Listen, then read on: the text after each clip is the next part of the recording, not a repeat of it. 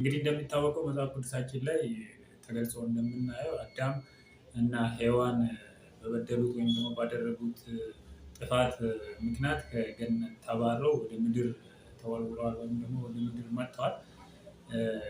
ወደ ምድር ከመጡ በኋላ ቤት አቅጣጫ ነው እንዴት ነው የሚለውን ደግሞ በብዛት አይገልጽም እና ያን የምናገኘው ከገድለ አዳም ወይም ደግሞ ከአዳም ታሪክ ነው የምናገኘው። እሱን እያነሳን እንነጋገራለን አንዳንድ ጉዳዮችን።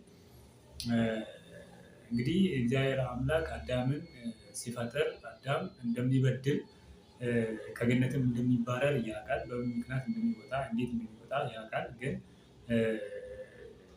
እያወቀ ግን ፈጥሮታል። ከፈጠረ በኋላም ደግሞ የእግዚአብሔር ቃል የእግዚአብሔር ሀሳብ የሚቀር ነገር ስላልሆነ አዳም በድሏል ማለት ነው።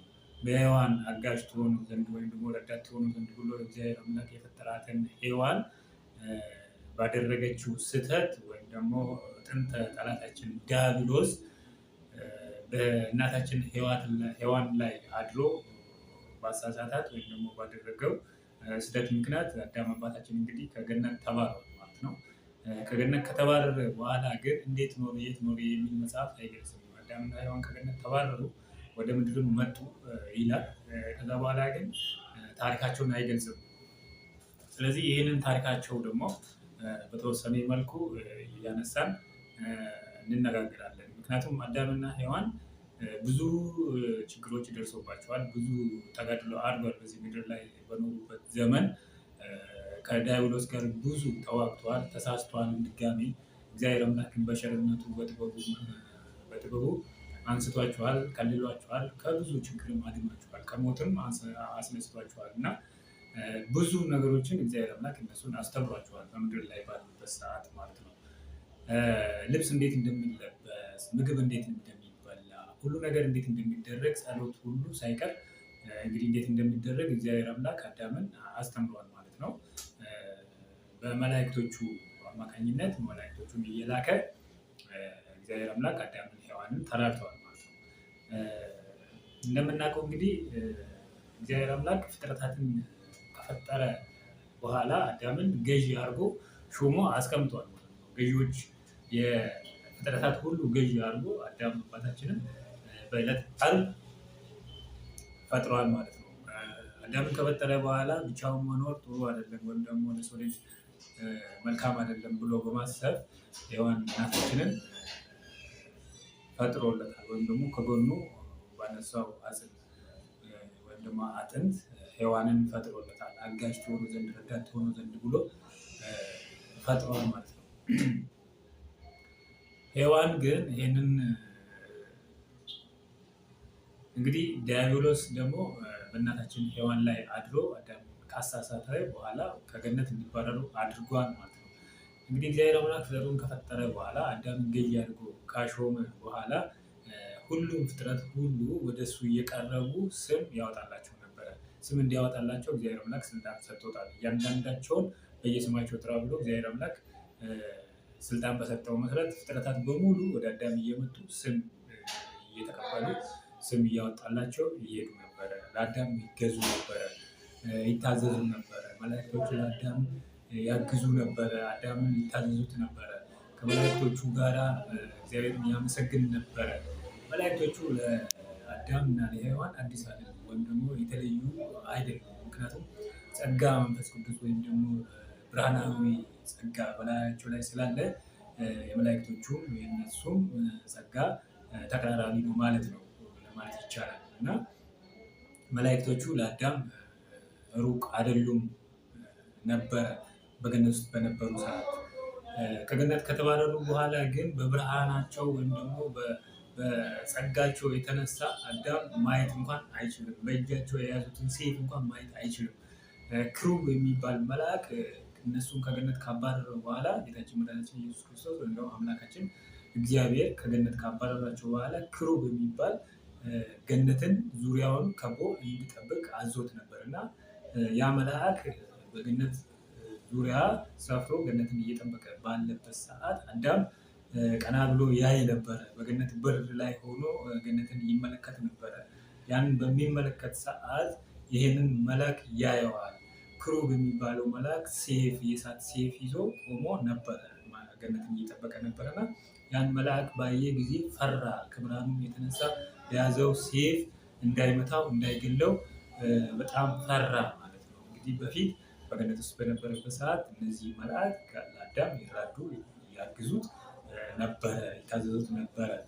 አሁን ግን እንደሌላ ሆኖት ከብርሃናቸው ከጸጋቸው የተነሳ እንግዲህ አዳም በእጃቸው የያዙትን ሴፍ እንኳን ለማየት አልቻለም ማለት ነው። ምን አይነት ጸጋቸው እንደተገፈፈ በዚህ ማየት እንችላለን ማለት ነው። እንግዲህ እግዚአብሔር አምላክ ብዙ ፍጥረትን ጫፍ ላይ ሆኖ በገነት በር ላይ ሆኖ ወደ ምድር ተመለከተ። ወደ ምድር በሚመለከት ሰዓት ይቺ ምድር በትልልቅ ድንጋዮች በትንንሽ ድንጋዮች ወይም ደግሞ በአሸዋዎች የሞላ ነበረ። ይህንን ባየ በተመለከተ ጊዜ አዳም ፈራ፣ ተንቀጠቀጠ፣ አለቀሰ። ምክንያቱም ገነት ውስጥ በነበሩበት ሰዓት አዳም ሰውነቱ ችግርን አቅም የፀሐይ ሙቀትን አቅም፣ ጨለማን አቅም፣ ችግርን መከራን አቅም ነበርና አሁን ግን እነዚህ ነገር በሙሉ በላዩ ላይ ሊሆኑ ነው ሊፈጸሙ ነው እና አዳም እነሱን ባየ ጊዜ በጣም ፈራ፣ ደነገጠ። ከመደንገጡ ወይም ደግሞ ከፍርሃቱ የተነሳ ወደቀ፣ በግንባራቸውም ወደቁ፣ እንደሞቱ ሰው ሆኑ ይላል እንግዲህ መጽሐፉ እና ገድላቸው ላይ እንደተጻፈ እንዲህ ይላል፣ ወደቁ እንደሞተ ሰው ሆኑ ማለት እንግዲህ በዘመኑ ቋንቋ ፌንት ሰሩ እንደማለት ነው። እንግዲህ የሰው ልጅ ምን ያህል ቢደነግጥ ነው ፌንት የሚሰራ የሚለውን ለእናንተ ብዙ ከባድ አይደለም እና ለመረዳት አይቸግራችሁም። እና እንግዲህ አዳም አባታችን እንግዲህ እንደሞተ ሰው ሆነ በድን ሆነ ስል በጣም ከመደንገጡ የተነሳ ማለት ነው።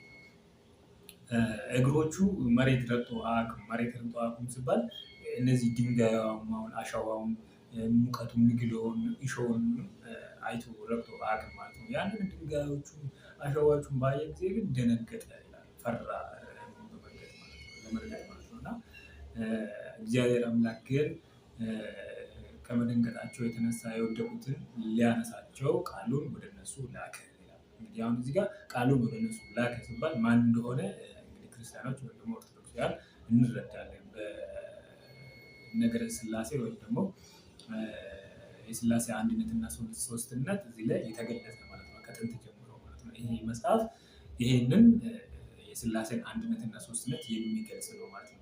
ምን ይላል? እግዚአብሔር አምላክ የእነሱን መውደቅ የእነሱን ፍርሃት አይቶ ቃሉን ወደ እነሱ ላከ። ቃሉን ወደ እነሱ ቀረበና ከወደቁበት አነሳቸው። 5 ቀን ተኩል በሚለው ቃል ኪዳኑን ከወደቁበት አነሳቸው፣ ይቅርም አላቸው። እንግዲህ ቃል የምንለው እንግዲህ ኦርቶዶክሳውያን ወይ ደግሞ እንደኛ ቤተክርስቲያን ቃል እግዚአብሔር መድኃኒታችን ኢየሱስ ክርስቶስ ነው ማለት ነው። በብሉይ ኪዳን መድኃኒታችን ኢየሱስ ክርስቶስ ከአዳም ከመወለዱ በፊት ቃል ተብሎ ስለሚጠራ ወንጌላችን ላይም ወንጌል ዮሐንስ ወይም ደግሞ ዮሐንስ ወንጌል ላይ እንደተጻፈው ሁላችሁም እንደምታውቁት አባቶችም እንደሚያስተምሩን መጽሐፍ ቅዱስ ላይ በግልጽ ተጽፎ እንዳለ መጀመሪያ ቃል ነበረ፣ ቃልም እግዚአብሔር ነበረ፣ ቃል ስጋ ሆነ፣ ስጋም እግዚአብሔር ሆነ፣ አምላክ ሆነ፣ ስጋም አምላክ ሆነ ተብሎ እንደተጻፈ ማለት ነው። ይህ ማለት ቃል ብለን የምንጠራው መድኃኒታችን ኢየሱስ ክርስቶስ ነው ማለት ነው። ከአዳም ከመወለዱ በፊት ቃል ተብሎ ይጠራል። ከአዳም ከተወለደ ከልደቱ በኋላ ደግሞ መድኃኒታችን ኢየሱስ ክርስቶስ መድኃኔ ዓለም ኢየሱስ የሚሉ ስሞች ወጥቶለታል ማለት ነው። ቤዛ የሚሉ ስሞች ወጥቶለታል ማለት ነው። እና እንግዲህ እግዚአብሔር ቃሉን ወደሱ ላከ ሲባል መድኃኒታችን ኢየሱስ ክርስቶስ ወደሱ ላከ ማለት ነው። መድኃኒታችን ኢየሱስ ክርስቶስ ወደሱ ሄደና ወደ እነሱ ቀረበና ከወደቁበት አነሳቸው ብሏል። ቃል ኪዳንም ገባላቸው። እንግዲህ ቃል ኪዳን የገባላቸው መድኃኒታችን ኢየሱስ ክርስቶስ ነው እንደምናውቀው ማለት ነው። 5 ቀን ተኩል ሲፈጸም መጥቼ ከልጅ ልጅ ተወልጄ በአጭር ቁመት በጠባብ ደረት ተወልጄ አድንሃለሁ ብሎ ቃል ኪዳን ገባለት ማለት ነው። ይህ ቃል የገባለት ማን ነው? መድኃኒታችን ኢየሱስ ክርስቶስ ነው ማለት ነው። በዛን ጊዜ ደግሞ ቃል ተብሎ ይጠራል ማለት ነው። ስለዚህ ቃል ወደ እሱ ላከ፣ ቃልም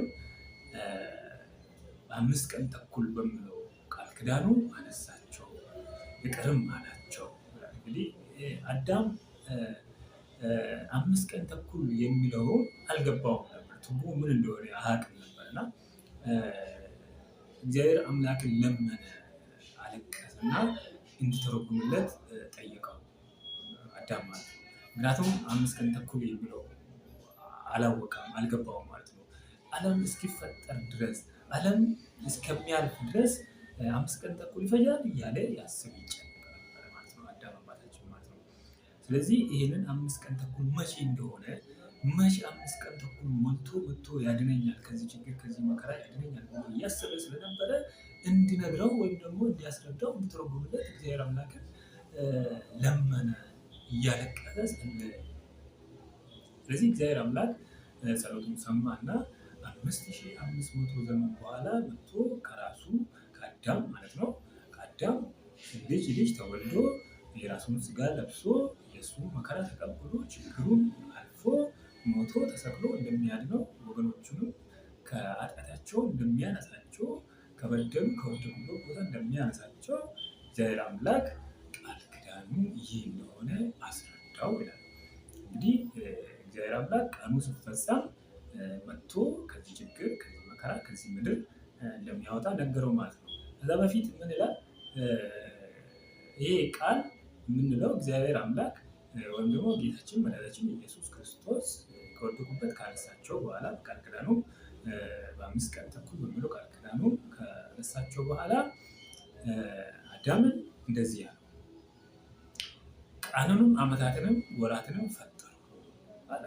ቀንንም ዓመታትንም ወራቶችንም ፈጠሩ። እነዚህ ቀኖቶች ወራቶች እስኪፈጸሙ ድረስ አንተ በዚች ውስጥ ትኖራለህ ብሎ ነገረው ማለት ነው። እነዚህ 5 ቀን ተኩል እስኪፈጸም ድረስ በዚች ቀናት፣ በዚች ሌሊት፣ በዚች ቀን ትኖራለህ፣ በዚች ምድር ውስጥ ትኖራለህ ብሎ ነገረው ማለት ነው። ከዛ በኋላ እግዚአብሔር አምላክ እንደዚህ ያለው አንተን የፈጠረ ወደ አንተ እልካለሁ፣ አንተን የፈጠረ ወደ አንተ እልካለሁ። ቃሉን ሕጉን ባፈረስክ ጊዜ ከገነት ያባረረ እሱ ነው። ስለ ጌታችን ስለ መድኃኒታችን ስለ ኢየሱስ ክርስቶስ እየመሰከረ ነው ማለት ነው። አሁን እዚህ ጋር የምንመለከተው ወይም ደግሞ የምንረዳው አንተን የፈጠረ ወደ አንተ እልካለሁ ስል እንግዲህ ወደ እሱ የምላከው መድኃኒታችን ኢየሱስ ክርስቶስ እንደሆነ ቃልን ወደ አንተ እልካለሁ ብሎ ስለተናገረው ወደ አዳምና ወደ ሔዋን ሄዶ የሚያድነው መድኃኒታችን ኢየሱስ ክርስቶስ እንደሆነ እናውቃለን ማለት ነው። ሰምተናል፣ አይተነዋል። እኛ በዛን ሰዓት ግን ይሆናል ተብሎ ስለነበረ አሁን ግን ሆኗል ብለን ነው የምናምነው። ሆኗል ማለት ነው። ስለዚህ ወደ እሱ የመጣው መድኃኒታችን ኢየሱስ ክርስቶስ ነው ማለት ነው። እግዚአብሔር አምላክን ለአዳም ያለው አንተን የፈጠረ ወደ አንተ እልካለሁ ስል ኢየሱስ ክርስቶስን ወደ አንተ እልካለሁ ማለት ነው። አንተን የፈጠረ ስል ደግሞ አዳምን የፈጠረ መድኃኒታችን ኢየሱስ ክርስቶስ መሆኑ የዓለም ሁሉ ፈጣሪ ገዢ አምላክ እግዚአብሔር ኢየሱስ ክርስቶስ መሆኑን እየነገረ ነው ማለት ነው። ለአዳምም እየነገረው ነው ማለት ነው። ስለዚህ ሕጉን ባፈረስክ ጊዜ ከገነት ያባረረ እሱ ነው ማለት ነው። አሁንም ሕግ ለአዳም የሰራው መድኃኒታችን ኢየሱስ ክርስቶስ ነው ማለት ነው። ሕግ ሰሪው ኢየሱስ ክርስቶስ ነው ማለት ነው። እየመሰከረለት ስለሆነ ማለት ነው። ሕጉን ባፈረስክ ጊዜ ከገነት ያባረረው እሱ ነው። ከወደቅክበትም ቦታ ያነሳ እሱ ነው አለ። ምክንያቱም ወደ ምድር እየተመለከቱ ትልልቅ ድንጋዮችን፣ ትንንሽ ድንጋዮችን እና አሸዋዎችን በተመለከቱ ጊዜ ፈርተው ደንግጠው በወደቁ ጊዜ ከወደቁበት ያነሳቸው መድኃኒታችን ኢየሱስ ክርስቶስ ነው። ቃል ነው። እግዚአብሔር እንደወደቁ ባየ ጊዜ ቃሉም ወደ እነሱ ላከው ይላል። ቃልም እነሱን ከወደቁበት ካነሳቸው በኋላ 5 ቀን ተኩል በሚለው ቃል ኪዳኑ አነሳቸው ስለሚል ከወደቁበት ያስነሳቸው ወይም ደግሞ ያነሳቸው መድኃኒታችን ኢየሱስ ክርስቶስ ነው ማለት ነው። ሕግም እየሰራላቸው ኢየሱስ ክርስቶስ ነው ማለት ነው። ዳግመኛም ከኃጢአት ከወገኖች ጋር የሚያድን እሱ ነው ማለት ነው። ስለ ጌታችን ስለ መድኃኒታችን ኢየሱስ ክርስቶስ ሲመሰክር ማለት ነው። ስለዚህ አዳም አባታችን ይሄ ቃል ወይም ደግሞ ይሄ ቀን 5 ቀን ተኩል የሚለው ነገር ስላልገባው ስለጨነቀው እስከ መቼ ነው እዚህ የሚኖረው? ስንት ቀን ማለት ነው? ዓለም እስከሚያልፍ ድረስ ዓለም ተፈጥሮ እስከመጨረሻ ድረስ 5 ቀን ተኩል ይፈጃል ብሎ ሲጨነቅ ነበረ። እኔ እስከ መቼ ነው በዚህ ውስጥ የሚቆይ የሚል ጭንቀት ማለት ነው። እንግዲህ ጸለየ፣ ጾመ፣ ወደ እግዚአብሔር አመለከተ፣ አለቀሰ። ልቡን ደቃ አዳም ማለት ነው ባጠፋው ተጸጸተ ማለት ነው። ከዛ በኋላ አዳም እግዚአብሔርን ጸልዮ ሲጠይቅ እግዚአብሔር አምላክ ተረከመለት። 5500 ዘመን ሲፈጸም እግዚአብሔር አምላክ ቃል ከአዳም ልጅ ተወልዶ አዳምንና ወገኖቹን ከኃጢአት እንደሚያድናቸው ከወደቁበት እንደሚያስነሳቸው ወደ ነበሩበት ወደ ቀድሞ ቦታቸው እንደሚመልሳቸው ተረጎመለት ማለት ነው። እንግዲህ እንዲህ ባለ መልኩ ለአዳም ቃል ኪዳኑ ፈጽሞለታል ማለት ነው። ዛሬ እኛ እንግዲህ አዳም እንዴት ሆኖ ነው የወደቀው፣ አዳም እንዴት ሆኖ የኖረው የሚለውን ነገር በትንሹ ለማየት ሞክረናል። ከዚህ ቀጥሎ ደግሞ ምን ተፈጠረ፣ እንዴት ሆኖ የሚለውን እያየን መጽሐፉ ላይ ያለውን እነግራችኋለሁ። ከዚህ በኋላ የሚሆነውን ነገር ደግሞ እንዴት ኖሩ፣ የት ኖሩ የሚለውን ደግሞ እነግራችኋለሁ። አመሰግናለሁ ስላዳመጣችሁ። ቻው